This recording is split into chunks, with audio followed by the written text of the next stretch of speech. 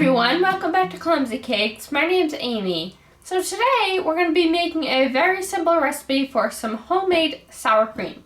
This recipe is great for if you just don't have sour cream or you can't find it wherever you are, or if you just don't like the additives and preservatives and chemicals that they put into store-bought products. Like I said, the recipe is super easy and quick, so let's just get to it.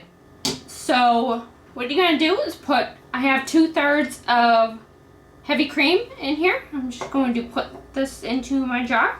And you want a jar that can be sealed. And so I have my heavy cream, and now I'm going to put 1/3 of whole milk in here. And then I'm going to put 2 teaspoons of distilled white vinegar. You can also use lemon juice or lime juice, any type of acid to sour the milk.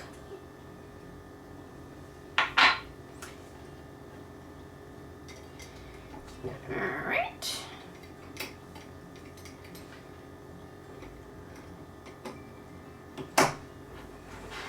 And then you just want to give it a shake.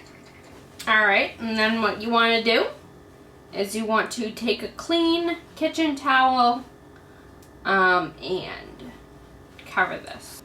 Not like a dish towel, you want it like a piece of paper towel and kind of like breathable fabric.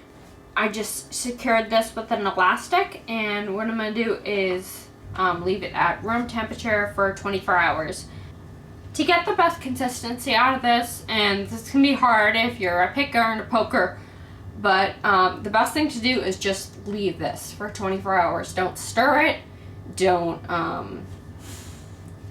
swirl around. Just leave it. Whoa, no touchy. No touchy. No touch. For 24 hours. If you're going to be tempted, just don't even look at this, because about 12 hours in, probably less than that, probably 8 hours in, you're going to start to see some separation.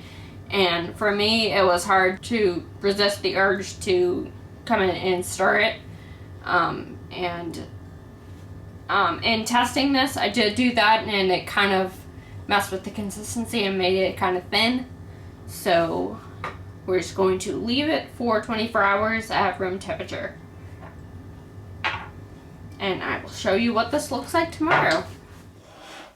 So I have my sour cream mixture that has set overnight. I just took the paper towel off, and we're just going to give it a stir.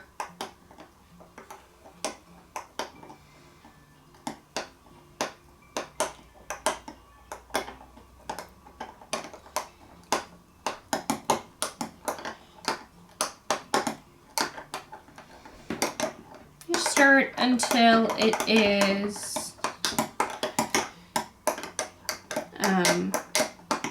all homogeneous.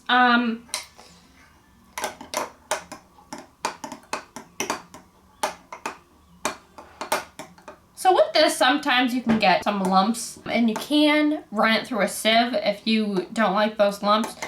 They don't really bother me, so I'm not going to do that. So I'm going to stick this back into my fridge because the flavor does develop a little bit more once it's chilled. It tastes fine like this, but it tastes better in the fridge. So I'm going to go do that. If you guys liked this video and you learned something, please give it a like down below. And while you're down there, leave me any suggestions for what you would like to see next. And subscribe to the channel if you'd like to learn more things, make more messes, and make some absolutely delicious desserts with me. Thanks for watching, guys. Bye!